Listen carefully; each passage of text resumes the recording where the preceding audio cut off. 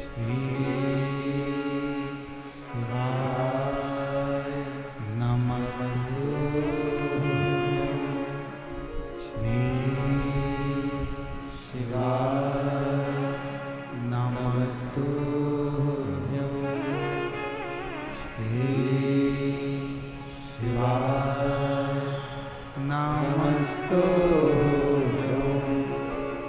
भोला सब दुख काटो ओ भोला सब दुख काटो। शिव शंकर जपो तेरी माला,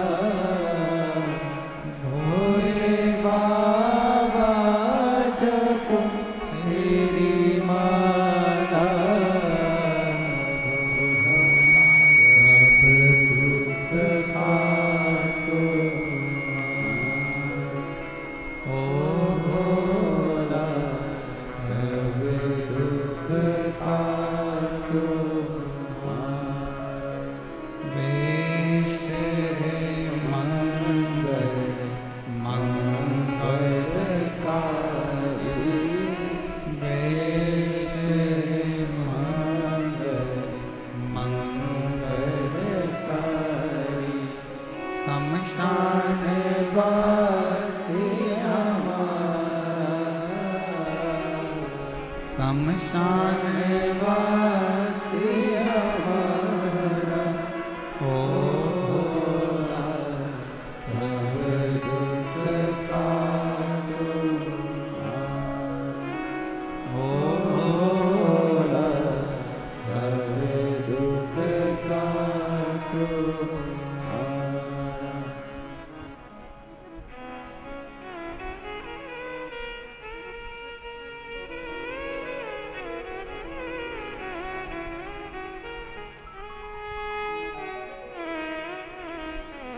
बाबा देवादिदेव महादेव भगवान शिव, ओगड़दानी त्रिकालदर्शी कैलाशी विनाशी शंकर, करुणा सागर शिव,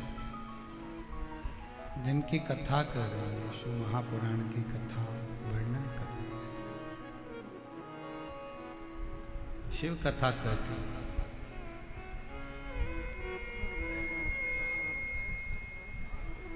एक विश्वास,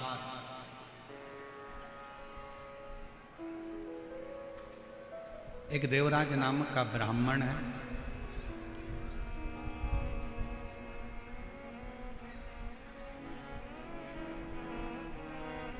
ब्राह्मण कुल में जन्म ले लेना एक अलग बात है,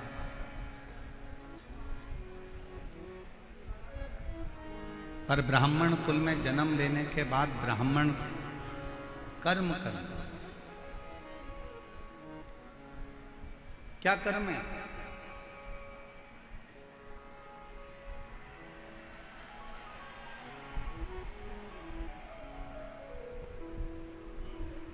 अच्छे कुल में अगर भगवान जन्म दे दे और अच्छे कुल में जन्म लेने के बाद पूरा डिपार्टमेंट अच्छा दे, पूरा शरीर, नेत्र भी दो हैं श्रवण करने के लिए, कान भी दो हैं, हाथ भी दो हैं, पाँव भी दो हैं, नासिका के छिद्र भी हैं, बोलने के लिए जीवान भी है, सोफा सेट भी अच्छा है, दांत भी बहुत अच्छे।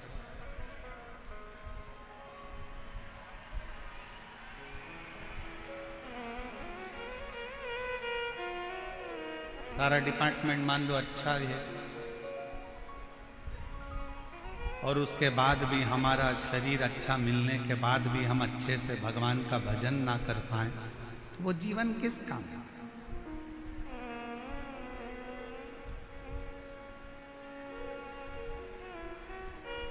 एक अच्छा मनुष्य का शरीर मिल गया, एक अच्छा मानव की देह मिल गई, मनुष्य का शरीर, ना जाने कौन सा पुण्य करा था आपने भी और हमने भी। कोई तो पुण्य होगा आपका,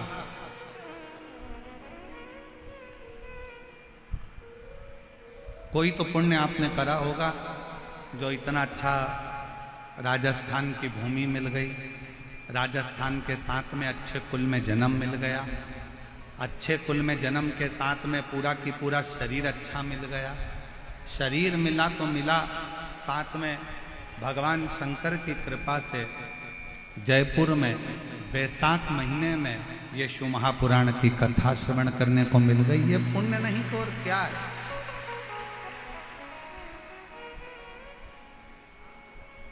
ये पुण्य नहीं तो और क्या है।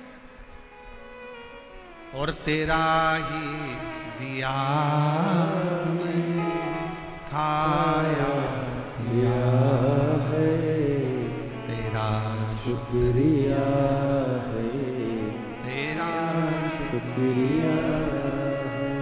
मुझे भोले बाबा ने बहुत दे दिया है, तेरा शुक्रिया है, तेरा शुक्रिया है। ये जायदाद दी है, औलाद दी है, मुसीबत में हर वक्त इमदाद दी है, तेरा ही दिया मैंने खाया पिया है, तेरा शुक्रिया है, तेरा। शुक्रिया है। शिव कथा करे। एक बात बताओ, अच्छा घर में अगर कोई दुखी है तो घर में रहने वाला बुजुर्ग सुखी हो सकता है क्या? जम के बोलो जरा। घर में अगर बेटी दुखी है, बेटा दुखी है, बहू को तकलीफ है या बहू को कष्ट है, बहू को अगर कष्ट है या बेटी को कष्ट है या किसी को दुख है, तो क्या घर के बुजुर्ग सुखी रह सकते हैं? नहीं।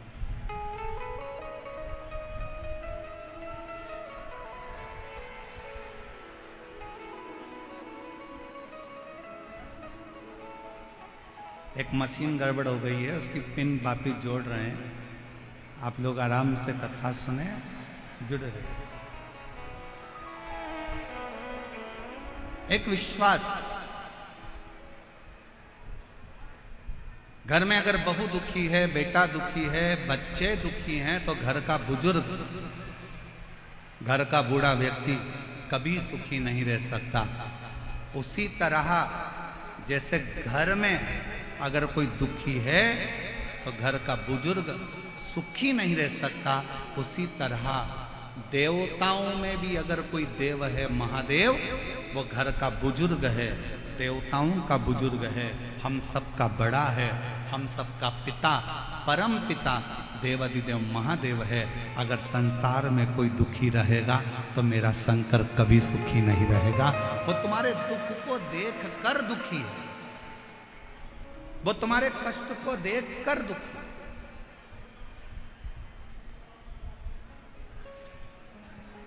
शिव जी कब सुखी हैं? भगवान शंकर कब सुखी हैं? जब आप सुखी हैं। कितने लोग हैं जो शंकर जी के मंदिर में एक लोटा जल चढ़ाने जाते हैं? जरा हाथ उठाओ जम के, सब लोग उठाओ। बाउंड्री पार वाले भी, टीन सेट के पीछे जितने बैठे हैं रोडों पर, वो भी, इधर वाले भी, सब जाते हो जल चढ़ाने। बोल बम का नारा है, जम के बोलो जरा, बोल बम का नारा है, सारी समस्या का हल श्री शिवाय। जाया कर, प्रतिदिन जाओ, प्रतिदिन।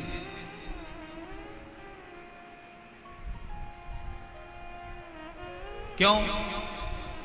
एक बहू का चेहरा उतरा रहता है ना, और बहू का अगर चेहरा उतरा है और वो सास के कमरे में जाती है रोज रोज, मम्मी सिर पे पल्लू लेके बड़ी धीरे स्वर में धीमा से बोलेगी, मम्मी ये लो चाय। अब ईमानदारी से बोलो, सास को चाय अच्छी लगेगी क्या? अरे बोलो तो जम के। फिर सिर पे पल्लू लिया, पापा लो दूध। अब पापा को वो दूध अच्छा लगेगा? नहीं। थोड़ा सा दुख चेहरे पर रखकर अगर आप घर के बुजुर्ग के पास जाते हो तो घर के बुजुर्ग को भी अच्छा नहीं लगता। उसी तरह आप रोज शंकर के मंदिर में जाओगे और अगर कोई दुख तुम्हारे चेहरे पर नजर आएगा तो मेरा शंकर भी सुखी नहीं रहेगा। कब तक सुखी नहीं है? जब तक आपका दुख समाप्त नहीं कर देता, जब तक आपका कष्ट नहीं।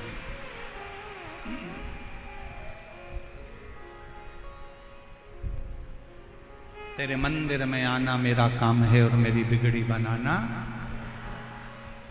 वो समाप्त करेगा। तो आप जाओ तो उसकी चौखट तक पहुंचो तो। देवराज नाम का ब्राह्मण कभी भगवान पर विश्वास नहीं कर, पर इस देवराज नाम के ब्राह्मण की मां भगवान शंकर की अविरल भक्ति धारण करती थी, शिव का स्मरण करती थी, शंकर का गुणगान करती थी, शंकर की भक्ति। और पहले भी कथा में कहा, आज फिर कहते हैं, पूरे घर में कोई एक व्यक्ति शंकर का भजन कर रहा है, कोई एक व्यक्ति भगवान की भक्ति में डूबा है, तो वो केवल 7 पीढ़ी नहीं 71 पीढ़ी को तार देता है और अपने कुल को तार, अपने कुल को।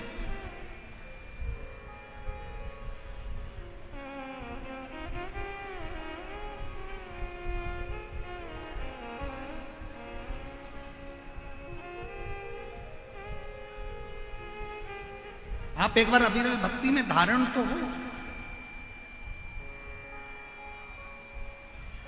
देवराज ब्राह्मण की मां शंकर की अविरल भक्ति को धारण करके शिव उपासना में लगी है।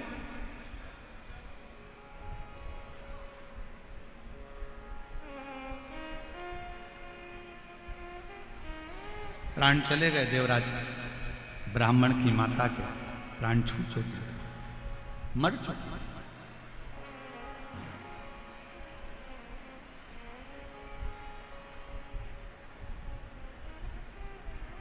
एक दिन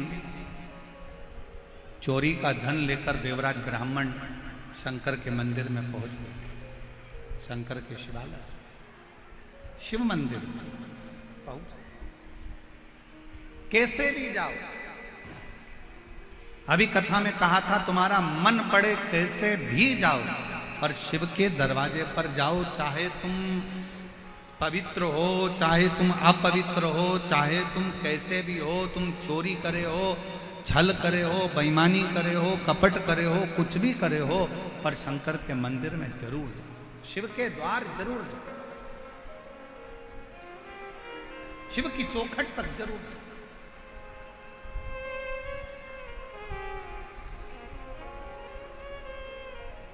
चला देवराज ब्राह्मण, शरीर में ताप था, बहुत कष्ट था, बुखार आ रहा, शरीर तप रहा था, चोरी का धन पास में था,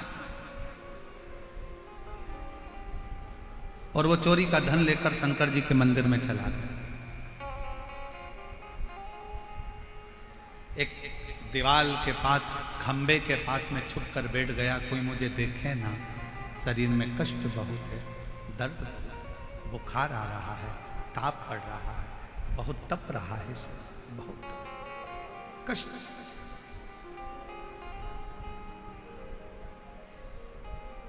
उसी मंदिर में शिव महापुराण की कथा चल रही है। बीच बीच में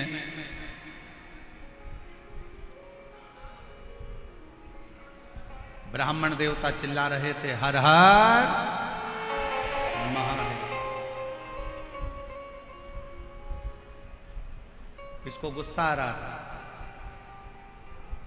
मेरे शरीर में ताप पड़ रहा है, मेरे शरीर में बुखार पड़ रहा है, मेरे शरीर में कष्ट पड़ रहा है, और ये हर हर महादेव कह रहा है। कई मेरी जीजियां ऐसी बैठी हैं, कई मेरे जीजा ऐसे बैठे हैं, कई माताएं आस्था चैनल पर कथा सुन रही होंगी, उनको भी लगता होगा शरीर में अगर बीमारी होती है तो भजन में मन नहीं लगता है,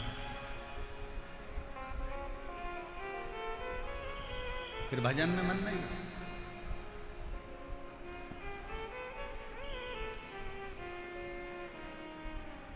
शरीर में अगर कष्ट है, अच्छा बोलो, ईमानदारी से बोलना कि मेरी बहनों और मेरे जीजाओं, तुम्हें बहुत तेज बुखार आ रहा हो, बहुत तेज बुखार, सिर दर्द हो रहा हो,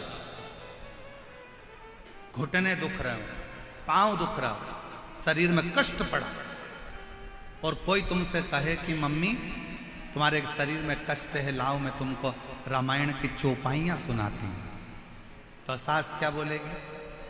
रामायण को उठा के उधर रख दे, दवाई दे दे, या मेरे सिर में तेल लगा दे, मेरा सिर बहुत दुख रहा, मैं तुम्हें गीता सुना दूं। नहीं नहीं, तू उधर रख दे, मेरे शरीर में बहुत कष्ट पड़ रहा है, मुझे तकलीफ हो रही है, मुझे कष्ट हो रहा है, तू उधर रख दे, तू मुझे कुछ तेल लगा दे, दवाई दे दे, मेरे रोग को मिटाने का कोई प्रयास है। शिव पुराण कहती है, शरीर में अगर बीमारी बढ़ रही है, शरीर में अगर रोग बढ़ रहा है, शरीर में अगर कष्ट बढ़ रहा है, तो हमें सत्संग, भजन, कीर्तन, मंत्र जाप अच्छा नहीं लगता, हमें श्रेष्ठ नहीं लगता। महाराज ध्यान देना, बीमारी आते ही लोग सबसे पहला काम करते हैं, भगवान की पूजन को छोड़ देते हैं।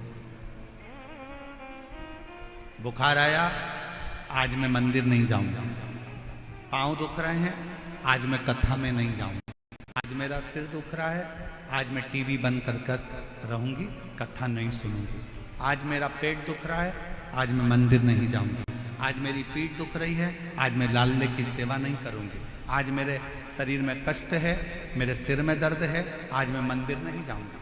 अब तुमने कहा बुखार आ रहा है, मंदिर नहीं जाऊंगी, पेट दुख रहा है, मंदिर नहीं जाऊंगी, सिर दुख रहा है, मंदिर नहीं जाऊंगी, कमर दुख रही है, मंदिर नहीं जाऊंगी, सिर दर्द है, मंदिर नहीं जाऊंगी, बुखार हो गया, मंदिर नहीं जाऊंगी, बीपी ऊंचा नीचा हो गया, मंदिर नहीं जाऊंगी, शुगर ऊपर नीचे हो गई, मंदिर नहीं जाऊंगी। तो एक बात बताओ, तुमने जो कुछ भी बीमारी आई तो सबसे पहले मंदिर को जाना बंद करा, खाना बंद करा क्या? जम के बोलो जरा। नहीं, आज बेटा मेरे पेट में दर्द है, हल्का फुल्का कुछ बना देना। मतलब शरीर में कष्ट है, तूने मंदिर छोड़ा, पर खाना बोलो बोलो बोलो, जम के बोलो, नहीं छोड़ा। 3 बार भोजन, भजन 1 बार, और उसमें भी उलझन आती है बात। खाना नहीं छोड़ा, शरीर में कष्ट है, मंदिर नहीं जाऊंगी, थोड़ा सा तकलीफ है, आज भगवान को जल चढ़ाने नहीं जाऊंगी। और शिव पुराण क्या कर रही है? शरीर में अगर कष्ट है तो भले भोजन छूट जाए, पर शरीर में कष्ट है तो शंकर का मंदिर ना छूटे, तो समझ लो कि तुम्हारा जीवन सार्थक।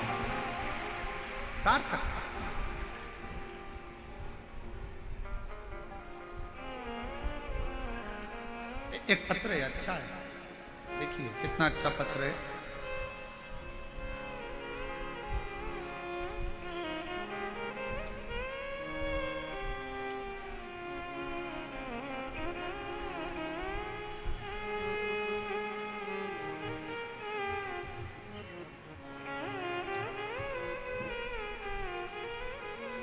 मेरा नाम बाइलेन, मेरा नाम शर्मिला कौशिक है, मैं रेवाड़ी हरियाणा से आई। कहीं बैठी हो तो हाथ हिला सकती हैं, और अगर कहीं बैठी हो तो आ सकती हैं। मेरा नाम शर्मिला कौशिक है, मैं रेवाड़ी हरियाणा से आई हूँ। मेरा मोबाइल नंबर ये है, कहीं बैठी हो तो आ सकती हैं। पत्र को एलईडी पर पढ़ सकते हैं। मेरी बेटी 2 साल से तन्मया कौशिक सीएस की परीक्षा में बैठ रही थी, पर कुछ नंबरों से रह जाती थी। 4 बार परीक्षा दी, पर मेरी बेटी का सिलेक्शन नहीं। आखिरी में बेटी ने मन में से आस को खत्म कर दिया और विचार करा, मम्मी तू बोलती है कि मंदिर जा, तू कहती है कि भजन कर, तू कहती है कि ऐसा कर। अब मैं मंदिर जा रही हूं तो भी तो बाबा ने मेरी नहीं सुनी। अब मैं मंदिर नहीं जाऊंगी। अभी वही प्रसंग चल रहा था कि जरा सा कष्ट हो तो लोग मंदिर को छोड़ देते। मैं मंदिर नहीं जाऊं। मैंने अपनी बेटी से कहा कि तू सब छोड़ दे पर मंदिर जाना मत छोड़, पढ़ाई कर, दिल से कर। सियोर वाला महाराज कहता है कि जितनी ज्यादा मेहनत करोगे फल उतना मिलेगा। अपनी पढ़ाई को सियोर वाला बाबा कहता है कि 4 गुना मेहनत कर दो। परीक्षा के दिन बाबा कहते हैं कि शहद लगाकर बेलपत्र समर्पित कर और खूब अच्छी पढ़ाई कर। मेरे कहने पर बाबा का नियम धारण कर, 1 लोटा जल चढ़ाना वापिस प्रारंभ कर, पशुपतिनाथ का व्रत रख और अपनी पढ़ाई पर ध्यान दे। मंदिर में जा, सफाई कर, बाबा का श्रृंगार कर। आप कहते हो बाबा सीहोर जाने वाले को, कुबरेश्वर धाम की भूमि पर जाने वाले को 3 महीने में झोली भर देता है। मेरी बेटी सीहोर गई, वहां जाकर उसने कंकर शंकर का पूजन करा, सफाई करी, शंकर मंदिर में श्रृंगार किया और दिसंबर में मैंने बेटी को सीहोर भेज दिया और बाबा की कृपा से 25 फरवरी को मेरी बेटी CS में सिलेक्ट हो गई और बाबा की कृपा से उसका सिलेक्शन। मैं बाबा को धन्यवाद देती हूँ। एक पत्र और बड़ा सुंदर है, देखिए।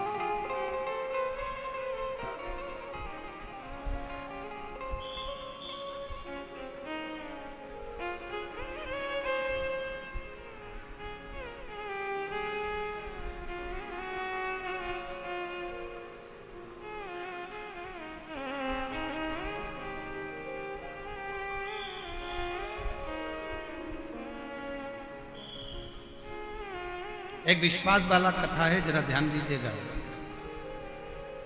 मैं भोले बाबा की बेटी भगवती देवी, मेरे पति का नाम राजेंद्र कुमावत, गांव का नाम है बोराज खोर। पढ़ के बताओ जरा, LED पर पढ़ो तो क्या नाम लिखा है गांव का? गांव का नाम बोराज खोराड़िया, ठीक है, खोराड़िया की ढाणी, जिला जयपुर की रहने वाली हैं। कहीं बैठी हो तो हाथ हिला सकती हैं, और अगर आपका बेटा भी आया हो साथ में तो उसको भी लेकर आ सकते। मैं एक मध्यम वर्गीय परिवार से हूँ गुरुदेव। आपकी कथा 2022 से सुन रही हूँ गुरुदेव। भोलेनाथ जी की कृपा का क्या गुणगान करूं, शब्दों में मेरे पास शब्द नहीं। 2023 में मेरे 18 साल का बेटा है, 18 साल का पुत्र है, जिसके चेस्ट में एक गांठ हो गई थी। गांठ को डॉक्टर को दिखाया तो उसने ऑपरेशन का बोल दिया। गुरुदेव, हमारी इतनी सामर्थ्यता नहीं थी कि हम बड़े डॉक्टर से सलाह ले सकें, इलाज करा सकें। गुरुदेव, ऑपरेशन की तारीख दी गई। मैंने भोले बाबा से प्रार्थना की और पशुपतिनाथ का व्रत किया। बाबा, ऑपरेशन की तारीख आ गई, किसी कारणवश आगे बढ़ जाए ऐसी कृपा करो। फिर दोबारा बाबा डॉक्टर को दिखाया तो डॉक्टर ने कहा इसकी गठान का ऑपरेशन कराना जरूरी है और वो गांठ की जांच करना भी जरूरी है, इसका ऑपरेशन करा लो। दूसरी बार फिर ऑपरेशन की तारीख दे दी गई। ऑपरेशन के 1 दिन पहले मेरे बेटे ने कहा, मम्मी पापा, वो सीहोर वाला बाबा कहता है कि अगर विश्वास पक्का होना तो शंकर जी सारा दुख हरता है। पापा, मेरा मन नहीं है कि मैं ऑपरेशन कराऊं, मुझे डर लग रहा है कि मेरी जो गठान निकलेगी हो सकता है कि वो कौन सी गांठ हो। पापा, एक बार मेरा मन है कि मैं पशुपतिनाथ का व्रत करूं और डॉक्टर से अपन आगे की तारीख ले। डॉक्टर से बोला तो डॉक्टर बोलते हैं ऑपरेशन तो कल ही कराना पड़ेगा। डॉक्टर साहब से कहा मुझे केवल 2 सोमवार छोड़ दो, तीसरे सोमवार के दिन तुम ऑपरेशन कर दो। डॉक्टर ने कहा ठीक है। 2 ऑपरेशन के सोमवार छोड़ दिए गए। बेटे ने पशुपतिनाथ का व्रत करा। मेरा 18 साल का पुत्र पशुपति व्रत करता, मंदिर में झाड़ू लगाता, पोछा लगाता, बाबा का व्रत करता, दिया लगाता, बाबा से रोज कहता बाबा मेरी गठान गला दो। तीसरा सोमवार आया, व्रत कर कर मंगलवार को ऑपरेशन के लिए चल दिए। जब ऑपरेशन के लिए गए, हॉस्पिटल में जांच प्रारंभ हुई तो डॉक्टर अचंभे में पड़ गया कि जो इतनी बड़ी गांठ थी वो पूरी की पूरी गल चुकी थी। बाबा की कृपा से मैं ठीक हो गया। गुरुदेव, मैं और मेरा पुत्र आज बाबा को प्रणाम करने, धन्यवाद देने के लिए आए हैं कि बाबा ने इतने बड़े दुख को टाल दिया। शिव कृपा किसको पर? शंकर की करुणा किसको कहते हैं? शंकर की उदारता किसको कहते हैं? शिव स्तुति किसको कहते हैं? फिर कहूं आप लोगों को कि क्या लेकर आप लोग यहां से जाओगे 7 दिन की कथा सुनने के बाद? ये तो मेरा बाबा जानता है। क्या ले, क्या ले जाए? एक 18 साल की लड़की अपनी मम्मी से कहती है, मम्मी मुझे भाई चाहिए, और मां कहती है कि मेरा रजो धर्म नहीं आता तो भाई कैसे हो? मेरा रजस्वला नहीं होती और तेरा भाई कैसे आएगा? कैसे संतान की प्राप्ति हो सकती है? उस बेटी ने कहा, मम्मी अलवर में शिव महापुराण की कथा चल रही है, उसी और वाला बाबा आया है, कथा चल रही है, मैंने सुना है पंडाल में बैठकर जो मांगा जाता है वो देता है, चलो अलवर चलते हैं। वो 18 साल की बेटी अपनी मां को लेकर अलवर में पहुंच गई। शीला मीना पति का नाम है, हरकेश मीना, जिला अलवर, तहसील कठुमर, गांव भनोरवर। 18 साल की बेटी अपनी मां को लेकर कथा में अलवर की बैठ गई। कहीं बैठी हो तो अगर बेटे को लाई हो तो आ सकती है। और अपनी मां को लेकर बैठ गई कथा में। मां कहती है संतान नहीं हो सकती, डॉक्टर मना करा, पर वो बेटी कहती है कि अगर पंडाल में बैठकर मांगो ना मां, भगवान देता जरूर है। और अलवर की कथा सुनने का 3 महीना भी पूर्ण नहीं हुआ और बाबा की कृपा से संतान गर्भ थे। कहीं अगर बेटी और अपने बेटे को लेकर आई हो तो आ सकती है। फिर कहें देवता देते हैं पल्ला झाड़ कर और महादेव देता है छप्पर फाड़। वो शिव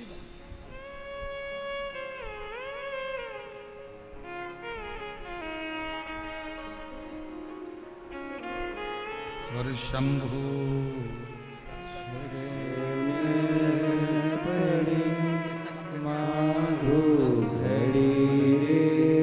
बेटी ने CS कंप्लीट करा है, एक बार जोरदार ताली बजाएं। और बहुत अच्छी मेहनत के साथ में बेटी ने अपने जीवन को उज्जवल बनाया है। और एक बार साधुता के साथ जोरदार ताली बजाकर बेटी का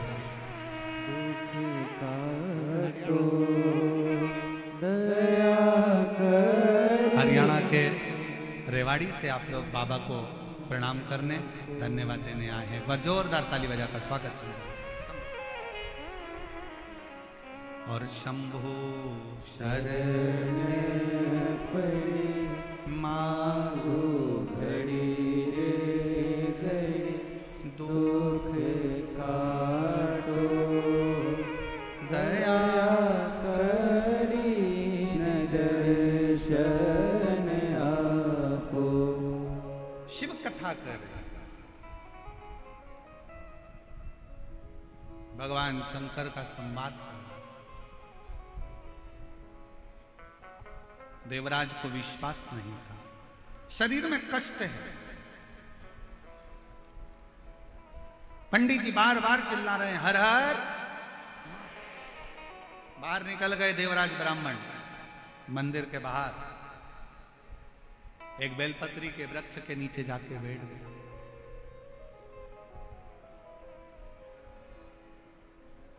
और बेलपत्र के वृक्ष के नीचे जाकर बैठे ही थे, शरीर के कष्ट के कारणवश, तपन के कारणवश उसके प्राण छूट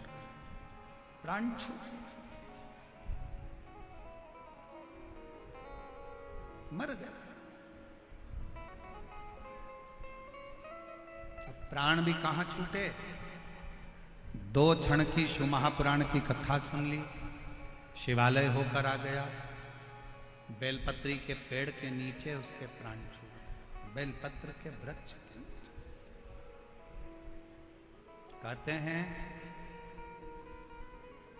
जिसके घर में बेलपत्र का वृक्ष लगा होता है उसके घर में काल भी महाकाल को देखकर डर जाता है और अंदर प्रवेश नहीं। इतना प्रभाव। और फिर कहेंगे अगर आपके घर में बेलपत्र का वृक्ष नहीं है तो एक नियम बनाओ कि रोज शिव के मंदिर में जब लोटा भर के जल चढ़ाओ तो उस जल को थोड़ा सा झेल कर लेकर आया करो। उस जल को थोड़ा सा लेकर आया करो और अपने दरवाजे पर उस जल का सींचन करा करो। घर के प्रत्येक व्यक्ति को थोड़ा थोड़ा जल आचमन करने के लिए दिया करो। आचमन करो।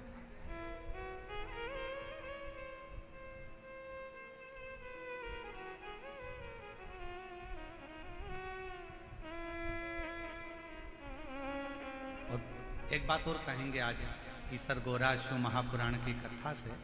मान लो कोई वस्तु आपकी खो गई, कोई चीज नहीं मिल रही है, बहुत देर से आप ढूंढ रहे हो, प्रयास कर रहे हो। सुबह सुबह जब भगवान को जल चढ़ाने जाओ ना तो जो जल लेकर आते हो ना उससे अपनी साड़ी का कोई भी पल्लू जरा सा भाग उसको गीला कर लिया कर, थोड़ा सा, और उसको नेत्र से लगाकर घर में आकर उस वस्तु का स्मरण कर कर बाबा से प्रार्थना कर करो, बाबा मेरी वो सामग्री बहुत कीमती थी पर मिल नहीं रही।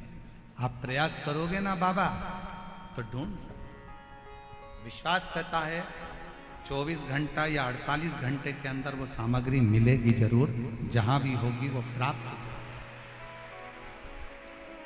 खोजिए।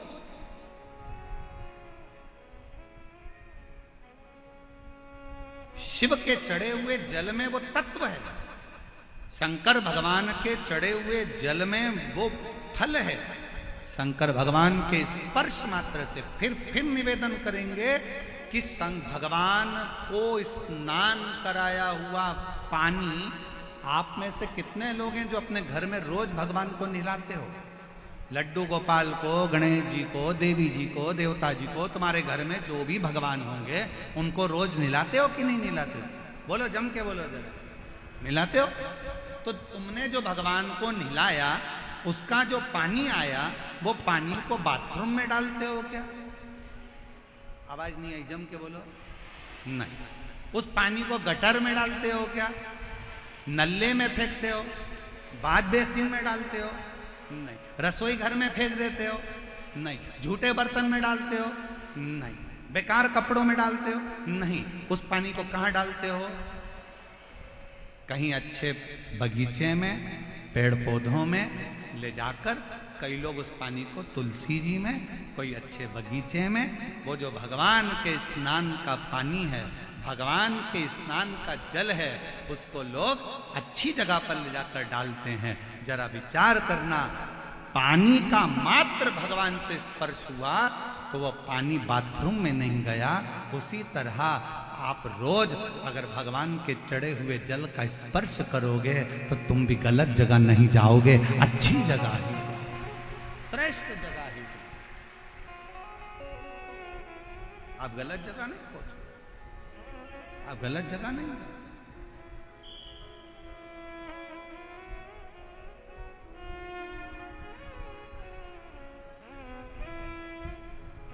श्रेष्ठ जगह आप पहुंचने का प्रयास करो। देवराज बेलपत्री के वृक्ष के नीचे अपने प्राणों को त्याग दिया और देवराज ने बेलपत्र के वृक्ष के नीचे अपने प्राणों को त्यागा। इसलिए आज की शिक्षा, तुम कॉलेज में कितने भी अच्छे पढ़ लो, कितने भी अच्छे स्कूल में पढ़ लो, कितनी भी अच्छी विद्या अध्ययन कर लो और कितना भी अच्छा एजुकेशन ग्रहण कर लो, पर जो पढ़ाई, जो विद्या, जो शिक्षा तुम्हारे घर के बुजुर्ग, दादा दादी, तुम्हारे घर के नाना नानी जो बच्चों को शिक्षा देते हैं, दुनिया में वो शिक्षा किसी विद्यालय में प्राप्त नहीं हो सकती। किसी विद्यालय में प्राप्त। जो शिक्षा एक घर का बुजुर्ग दे सकता है, जो शिक्षा घर का एक बूढ़ा व्यक्ति दे सकता है, जो शिक्षा एक घर के नाना नानी दादा दादी दे सकते हैं, वो शिक्षा किसी स्कूल और किसी कॉलेज में प्राप्त नहीं हो सकती। क्योंकि हमारे बुजुर्ग हमारे घर के पोता पोती को, नाती पंती को सिखाते हैं, मंदिर जाया करो, ले चरणामत ले, अगरबत्ती लगाओ, दिया लगाओ, प्रणाम करो, रामायण पढ़ो, गीता पढ़ो, गायत्री मंत्र का जाप करो, बोलो महामृत्युंजय मंत्र को बोलो, चलो हाथ जोड़ के बोलो श्री शिवाय नमस्तुभ्यम। घर के बुजुर्ग अपने घर के बच्चों को, पोता पोती को, नाती पंती को कुछ अच्छी शिक्षा देते हैं। और याद रखना, स्कूल और कॉलेज की शिक्षा एक बार तुम्हारे बुढ़ापे में काम आए कि ना आए, पर जो घर में बुजुर्ग शिक्षा देते हैं ना, वो तुम्हारे बुढ़ापे में जरूर काम आती है और तुम्हारा बुढ़ापा सुधार। इसलिए अपने घर के दादा दादी का, नाना नानी का सम्मान करना प्रारंभ करो, अपने घर के बुजुर्गों का आदर करना प्रारंभ करो, अपने घर के बुजुर्गों का, अपने माता पिता का आदर करना प्रारंभ करो, उनकी शिक्षा को ग्रहण करना प्रारंभ करो।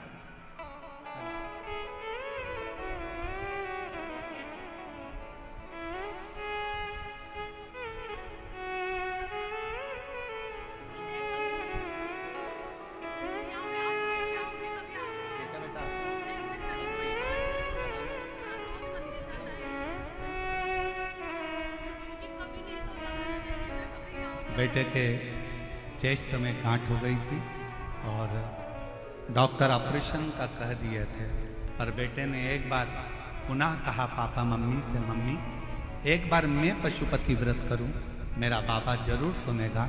और बाबा की कृपा से जब जांच कराने गए तो पूरी गठान गल चुकी थी। एक बार जोरदार शिव शिव। और रिश्ता तेरा मेरा सबसे प्यारा, रिश्ता तेरा मेरा सबसे प्यारा, तू मेरा बाबा, मैं हूँ तेरा नाना, मैं हूँ तेरा नाना, तू मेरा बाबा, मैं हूँ तेरा नाना, मैं हूँ तेरा नाना। आप उससे निवेदन तो करो। हम मानते हैं कॉलेज में पढ़ो, स्कूल में पढ़ो, सारी शिक्षा ग्रहण करो, वो शिक्षा तुम्हें कमाने का तरीका सिखा सकती है। कॉलेज में, स्कूल में पढ़ी हुई शिक्षा तुम्हें कुछ कमाने का तरीका सिखा सकती है, माना। पर घर में मिली शिक्षा, बुजुर्गों से मिली शिक्षा, घर के बूढ़ों से मिली शिक्षा, घर के बड़ों से मिली शिक्षा, कॉलेज और स्कूल की शिक्षा तुम्हें कमाने का तरीका सिखाएगी, पर घर के बुजुर्गों से मिली शिक्षा तुम्हें घर में रहने का तरीका सिखाएगी। और वो बहुत जरूरी है, वो बहुत जरूरी। सबसे ज्यादा जरूरी है वो शिक्षा की, कि आज के जमाने में घर में रहने का तरीका सिखा।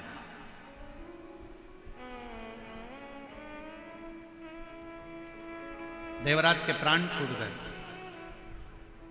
चोरी करने वाला ना वेद पढ़ा, ना शास्त्र पढ़ा, ना अध्ययन करा, ना मंदिर गया, ना देवालय गया, ना शिवालय गया, ना कभी भगवान की भक्ति करी। इसको तो नरक जाना था। पर मरने के बाद बेलपत्र के वृक्ष के नीचे इसके प्राण छूटे तो भगवान शंकर नंदी लेकर आए हैं और नंदी पर बिठाकर लेकर जा रहे। अब इसके मन में संशय हुआ, इसके मन में प्रश्न खड़ा हुआ कि बाबा मैंने तो झूठ बोला, मैंने बेईमानी करी, मैंने कपट करा, मैंने सारा अपशब्द कहा, चोरी करी, गलत काम करा, उसके बाद भी आप मुझे लेने के लिए आप नंदी पर बिठा कर लेकर जा रहे हो, मैंने पुण्य कौन सा करा। शंकर भगवान ने उसी समय नंदी को हाथ पकड़कर लेकर जाते समय कहा, देवराज तेरी माता ने पुण्य करा था, रोज शिवालय में जल चढ़ाया था, और एक पुण्य तेरी माता के जल चढ़ाने का फल तुझे मिला कि चोरी का धन लेकर तू मेरे मंदिर में पहुंच गया। तेरी माता के चढ़ाए गए जल का फल यह मिला कि तू पापी होने के बाद भी मेरे मंदिर तक आ गया। तू चोर होने के बाद भी मेरे मंदिर तक आ गया और तेरी माता ने जो जल चढ़ाया उसका फल ये मिला कि तू मरने के कुछ क्षण पहले बेलपत्र के वृक्ष के नीचे आ गया और तेरी माता के चढ़ाए हुए जल का फल ये मिला कि तुझे तो ना जाने कितने नरक भोगना थे, पर तू आज बेलपत्र के नीचे प्राण त्याग कर तेरी माता के चढ़ाए गए जल के फल से तू आज कैलाश धाम में जाकर निवास ले रहा है। ये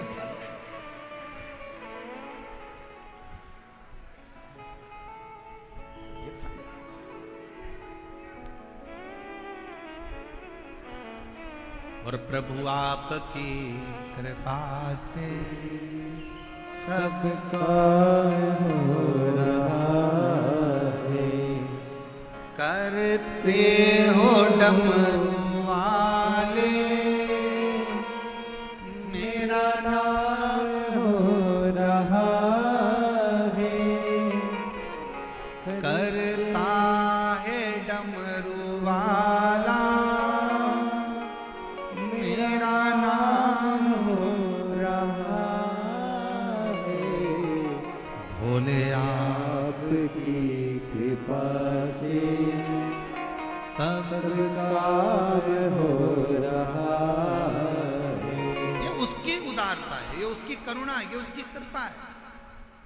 घर के एक व्यक्ति ने भगवान पर जल चढ़ाया है, केवल एक व्यक्ति ने भी जल चढ़ाया तो उसका फल घर के सब व्यक्ति को प्राप्त हो। सब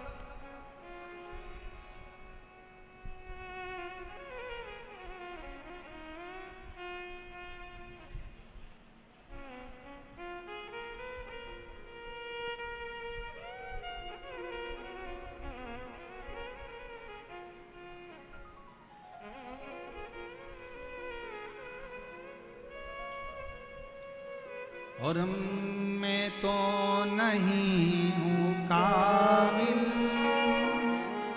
तेरा पार कैसे पाऊं, टूटी हुई वाणी से गुणगान कैसे गाऊं। करता नहीं मैं कुछ भी सरयाम हो रहा है। करता है डमरू वाला मेरा नाम हो रहा है। भोले आपकी कृपा से सब काम हो रहा है। ये उसकी उदारता, उसकी करुणा, उसकी कृपा, वो जो अपने सोचे से कथा आई, आगे वर्णन आया। समुद्र के तट पर एक वाशकल नाम का एक गांव है।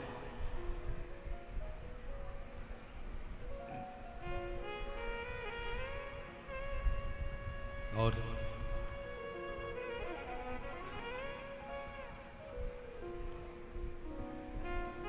समुद्र के तट पर एक वाशकल नाम का गांव है जिसमें ब्राह्मण ही ब्राह्मण रहते हैं, द्विजों से भरा हुआ।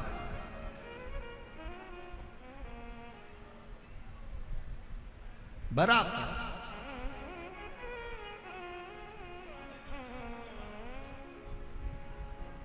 एक व्यक्ति उसमें गलत संगत धारण कर लिया तो उसने पूरे गांव के लोगों को गलत संगत में डुबो दिया।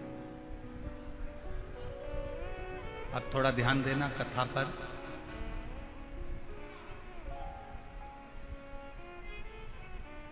यदि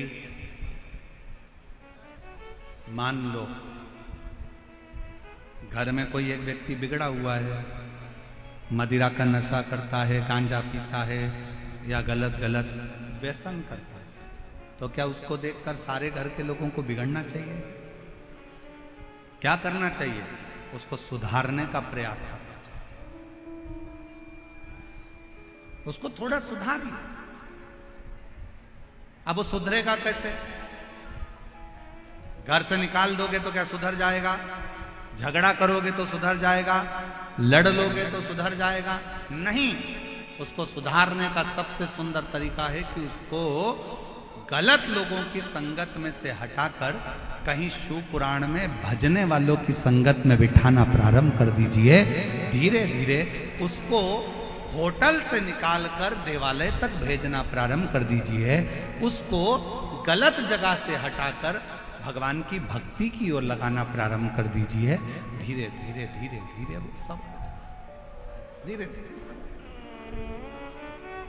और शिव महापुराण में श्रम्भेश्वर बाबा का एक कितना सुंदर वर्णन किया गया कि अगर मान लो कोई व्यक्ति नशे में डूबा रहता है, मदिरा का नशा छोड़ ही नहीं रहा, पूरा प्रयास कर लिया और वो दारू छोड़ने को ही तैयार नहीं, 8 साल 10 साल 15 साल 20 साल 25 साल 30 साल निकल गए और वो मदिरा छोड़ ही नहीं रहा, बहुत तकलीफ में, नया लड़का है, अभी शादी हुई, बहू बेचारी रोती है, घर के बच्चे रोते हैं, पर वो मदिरा का नशा छोड़े ही ना। तो श्रम्भेश्वर महादेव का स्मरण करें। बेलपत्री के 5 पत्ते, शमी के 3 पत्ते। बेलपत्री के कितने पत्ते? 5। शमी के कितने पत्ते? 3। बेलपत्र के 5 पत्ते, शमी के 3 पत्र और काली मिर्च 5। एक पत्र, शमी पत्र सब साथ में लेकर काली मिर्च के साथ में बाबा देव अधिदेव महादेव को, भगवान शंकर को समर्पित करो। श्रम्भेश्वर महादेव का नाम लीजिए। जम के बोलो, कौन सा महादेव? श्रम्भेश्वर महादेव। आपने कथा में सुना होगा कि शरम्भ पक्षी का रूप मेरे शंकर भगवान ने लिया था। किसके लिए लिया था? नरसिंह भगवान को जो गुस्सा आ रहा था, नरसिंह भगवान जो तोड़ फोड़ कर रहे थे, सारे देवताओं को डर लग रहा था, तब भगवान शंकर ने शरम्भ पक्षी का रूप धारण कर नरसिंह भगवान को अपने पंजे में उठाकर अलखनंदा नदी में ले जाकर डाल दिया। शिव जी ने एक नाम लिया, शंकर जी का एक नाम का उच्चारण हुआ। क्या नाम था? जम के बोलो, श्रम्भेश्वर महादेव। आवाज नहीं आ रही है, जरा दम के बोलो, कौन से महादेव? बोल श्रम्भेश्वर महादेव की। श्रम्भेश्वर महादेव। 5 बेलपत्र, 5 कमल काली मिर्च, 3 शमी पत्र शंकर जी को चढ़ाकर बाबा से श्रम्भेश्वर महादेव का नाम लेकर विनय कर बाबा आपकी कृपा होगी तो जीव नशे से मुक्त जरूर होगा। शंकर, आपकी कथा कहती है कि आप राम नाम की मस्ती में डूबते हो और नशे को त्यागते हो। बाबा, मेरे भी घर में एक व्यक्ति, उसका नाम ये है, ये गोत्र है, वो नशे में डूबा रहता है। बाबा, इसको नशे से बाहर निकालो। झोली पसार कर प्रणाम करो। अपने हाथ की हथेली को, जैसे ये जल बहने वाला जो स्थान है, यहाँ ये पानी जो यहाँ से बहकर आता है, अपने सीधे हाथ की हथेली को यहाँ लगाओ। सीधे हाथ की हथेली को यहाँ लगाकर फिर ये जो जलाधारी है, यहाँ अशोक सुंदरी का स्थान होता है, अपनी हथेली को यहाँ लगाओ।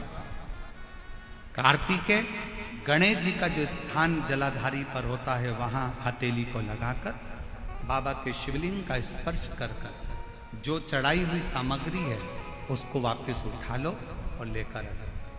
शमी पत्र मदिरा पीने वाले व्यक्ति के कक्ष में रख दो और एक बेलपत्र और एक काली मिर्च, जो मदिरा के नशे में लगा रहता है, सुबह के टाइम पर बेलपत्र, शाम के समय पर काली मिर्च, किसी भी तरह से उसको खाने में देना प्रारंभ करिए। 15 दिन बाबा का चढ़ा हुआ जल शंभेश्वर महादेव के नाम से दीजिए। ज़्यादा से ज़्यादा 20 दिन 22 दिन के अंदर वो धीरे धीरे मदिरा छोड़ना प्रारंभ कर देगा, मदिरा से दूर होता चले। मदिरा से कौन से महादेव? जम के बोलो जरा, श्रम्भेश्वर महादेव।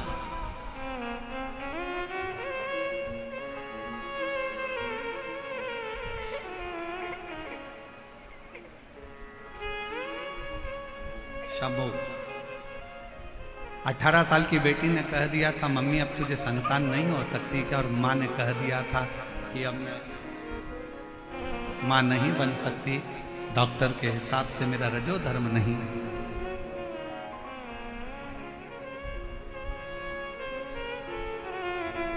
तब बेटी अलवर की कथा में चली गई अपनी मम्मी को लेकर, और अलवर की कथा के पंडाल में 7 दिन की कथा सुनी, और 3 महीने के अंदर गर्भ ठहर गया। बाबा की कृपा से पुत्र रत्न की प्राप्ति हुई। एक बार जोरदार ताली बजाकर। शिव तत्व शंकर ओघड़, शिव ओघड़। फिर से एक बार भगवान का नाम लीजिए। कौन से महादेव? श्रम्भेश्वर महादेव। और ये नाम कोई साधारण नाम नहीं है।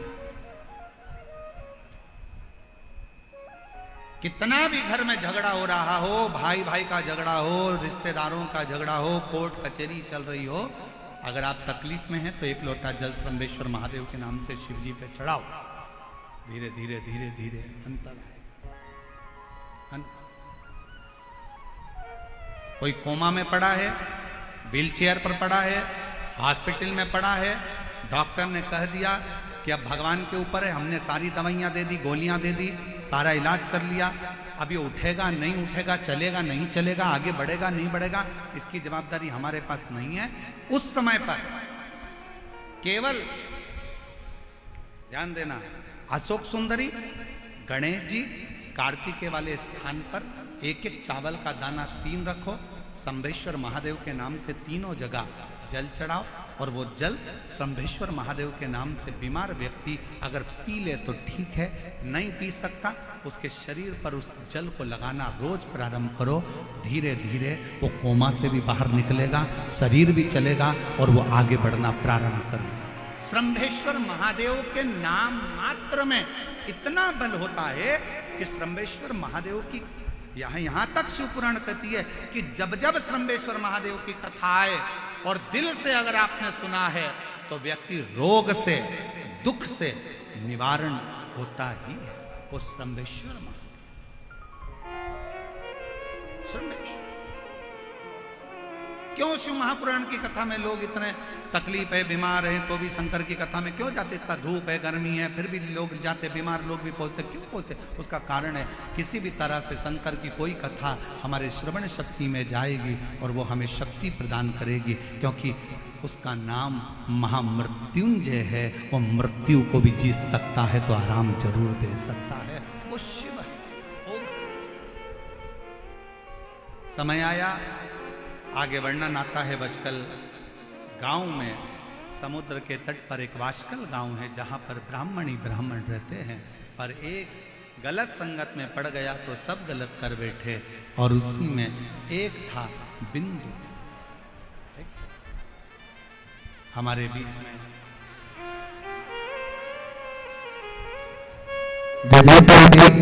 बड़े ही हर्ष का विषय है। हमारे बीच में राजस्थान के पूर्व मुख्यमंत्री माननीय श्री वसुंधरा राजे जी हमारे बीच में पधारी है। एक बार जोरदार ताली बजाकर स्वागत करें। बड़ी ही महत्वपूर्ण भूमिका आपकी रही है राजस्थान को संवारने में, राजस्थान को आगे बढ़ाने में, और निरंतर राजस्थान की तरक्की करने में आपका महत्वपूर्ण योगदान रहा है। और निरंतर बाबा की भक्ति में आप लीन रहते हैं। निरंतर भगवान भोलेनाथ की कथा होती है तो आपकी गरिमामय उपस्थिति वहां पर जरूर होती है। सूचना मिलने पर अवश्य आप पधारते हैं। एक बार जोरदार ताली बजाकर स्वागत करें। निरंतर राजस्थान के आगे बढ़ाने के लिए आप हमेशा कार्य करते हैं। देश को आगे बढ़ाने के लिए निरंतर आप हमेशा कार्यरत रहते हैं।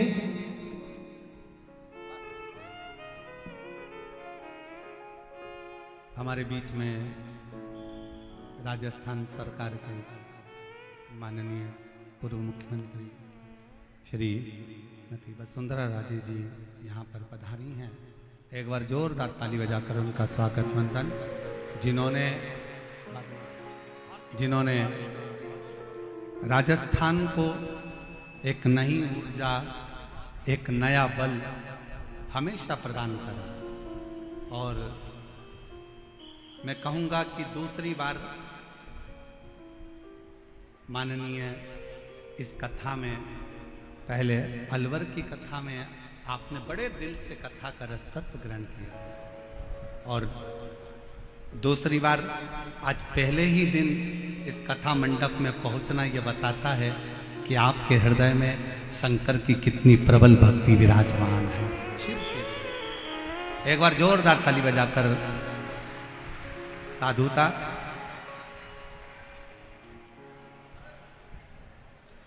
भगवान का वर्णन करते हुए आगे वर्णन आया है बिंदुक नाम के ब्राह्मण का प्राण छूटना, चंचुला देवी का तप करना ईसर गोरा के रूप में। ईसर गोरा शिव पुराण चल रही है तो इसको अपन पूरे 7 दिन में बहुत सुंदर सुंदर प्रसंगों में लेंगे, बहुत सुंदर। ईसर गोरा का कथा सुनने बैठना।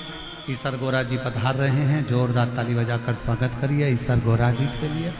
मैं माननीय वसुंधरा राजे जी को मैं आमंत्रित करूं आपकी वाणी से 2 शब्द शिव भक्तों के लिए, क्योंकि मैं जानता हूं आप भी बहुत पुरानी शिव भक्त हैं और आपके हृदय में शंकर की अविरल भक्ति विराजमान है। ऐसे अविरल शिव भक्ति के रुख में एक शिव भक्त के मुख से इतने लाखों की संख्या में आए हुए शिव भक्तों के लिए 2 शब्द आपके आशीष वचन के रूप में माननीय वसुंधरा।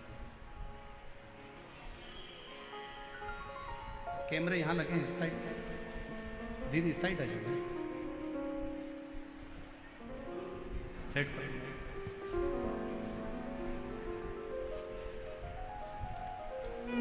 सभी लोग बैठे रहेंगे और आरती के बाद ही आप लोग प्रणाम कर कर भूमि को नमन कर कर फिर जाएं। एक बार जोरदार ताली बजाकर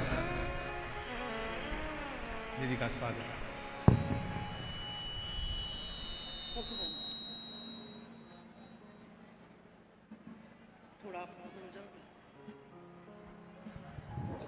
कैमरा से वैसे भी महाराज मेरे को प्रॉब्लम होती है, थोड़ा उधर हो जाओगे तो मैं सबको भी देख लूंगी। पहले महाराज अगर मेरे मुंह से कोई गलती हो जाए तो उसको पहले ही आप क्षमा कर देंगे, इसी आशा के साथ मैं पूजपाद महाराज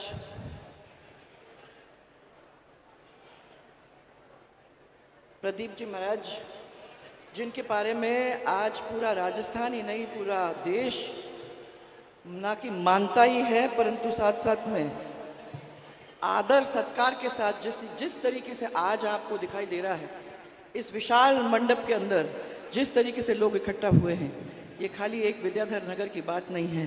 ये जहां महाराज जाते हैं वहां मैंने देखा है, चाहे अलवर में हो जहां मैंने खुद ने देखा था, चाहे कहीं और भी हो, इस बात में कोई कमी आती नहीं है। और कारण यही है महाराज, क्योंकि आजकल की दुनिया के अंदर भगवान की हम सबको बहुत ही जरूरत है। उनके आशीर्वाद के बिना हम लोग सोचते हैं क्या क्या नए सपने बनाते हैं, क्या क्या सोचते हैं कि हम अपने जीवन में कर लेंगे, परंतु उनके बिना एक छोटी कदम भी हम आगे नहीं बढ़ सकते। और इसीलिए आज विश्वास के साथ एक ही शिव पुराण का महत्व आज तक महाराज मेरे को किसी ने सुनाया नहीं। मैंने खुद ने फिर किताब खरीदी गीता प्रेस से, और गीता प्रेस से शुरुआत से लेके अंत तक उसको पढ़ने की पूरी कोशिश की। और मैंने ये भी कोशिश की कि वो 4 महीने में खत्म हो जाए, जिस 4 महीने के अंदर हम लोग शिव जी की पूजा करते हैं। मैंने किया, परंतु बहुत सारी चीजें ऐसी हैं महाराज जिसके अंदर कभी आपको समय होगा तो मैं आपके साथ बैठ के उसके बारे में पता करना चाहूंगी और समझने की कोशिश करना चाहूंगी। जिस मंदिर की आज मैं व्यवस्था देखती हूं, पीताम्बरा माई, उस पीताम्बरा माई के ही प्रांगण के अंदर एक बहुत ही प्राचीन शिव जी की मूर्ति है। हम लोग सब उसके दर्शन करते हैं, वहीं से हमारे मंदिर का आगे बढ़ने का काम हुआ जब माई का भी की प्रतिष्ठा हो गई और अब धूमामती माई की भी वहां प्रतिष्ठा हुई।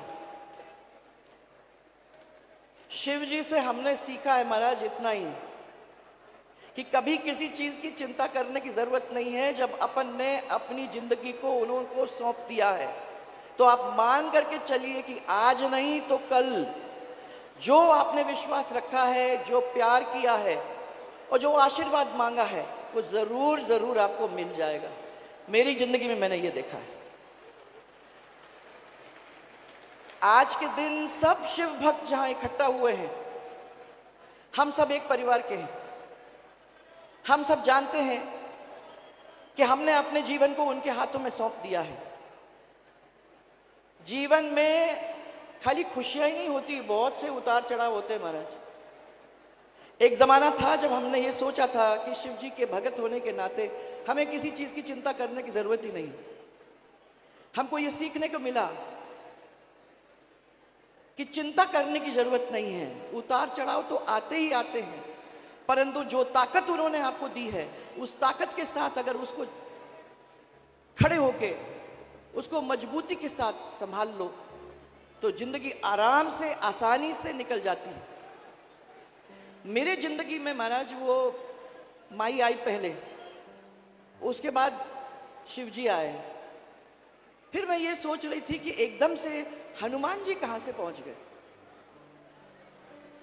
बहुत मैंने अपना सिर लड़ाया उसमें। तो हमारे एक आचार्य जी थे दतिया में, उनसे मैंने ये पूछा कि मैं तो इन दोनों की भगत हूं, भैरव जी की भगत हूं, तो इस परिवार के बीच में हनुमान जी कहां से आ गए।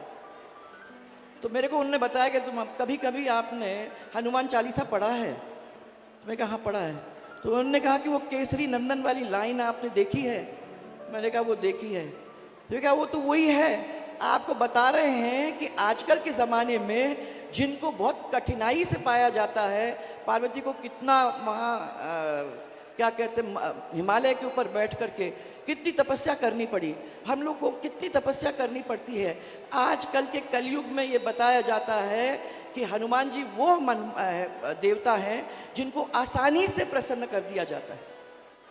और इसलिए उनका एक किस्म से आज मजबूती के साथ अगर शिव जी का नाम आगे बढ़ रहा है तो ये हमारे हनुमान जी हैं जो वो सब चीज़ जो आप चाहते हो उनको जिंदगी में लाने का काम कर लेते हैं। इसलिए हनुमान चालीसा पढ़ोगे तो मैं समझती हूँ कि एक किस्म से मैंने उनके चरणों में भी उसको सौंप दिया। महाराज ये मौका मिला आपके सामने, तो हमारा लोगों का कुछ कहना तो सूरज को दिया दीपक दिखाना होता है। हम तो आपको सुनने आए थे महाराज, आपने मौका दे दिया ये पूरे परिवार के साथ हमारी भी डोर बन जाए, ये ऐसा मौका आपने हमको दिया है। मैं आपको बहुत बहुत धन्यवाद देना चाहती हूँ। यही हमारी जिंदगी रहे हैं, उनकी वजह से रहे हैं।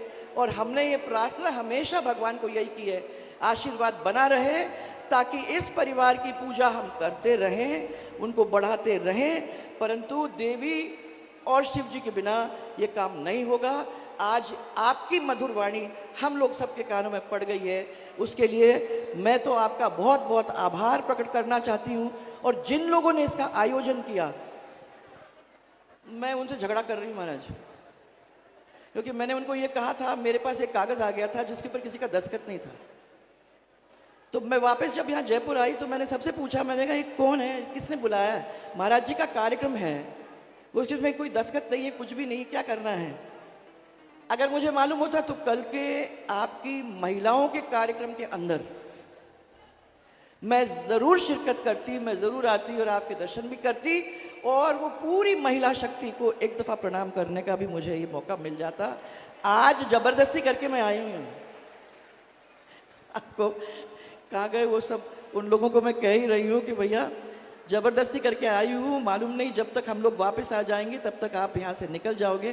परंतु आपका आशीर्वाद बना रहे महाराज, आपका प्रेम बना रहे हम सब के ऊपर।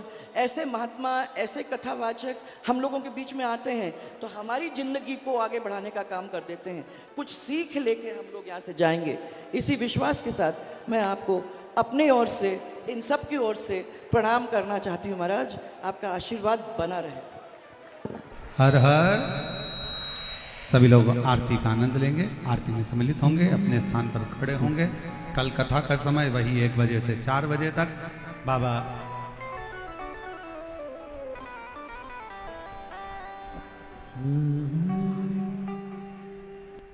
आप बोल रहे हैं। एक बार दीदी हर हर महादेव का उच्चारण करना चाहती हैं, एक बार जोरदार ताली बजाकर उनके लिए विस्तार दें। आप लोग सब जोर जोर से मेरे साथ हर हर। अरे भाई इतना बड़ा पंडाल महाराज हो रहा है, ऐसी आवाज हर हर हर हर। आप सबको मेरा प्रणाम महाराज।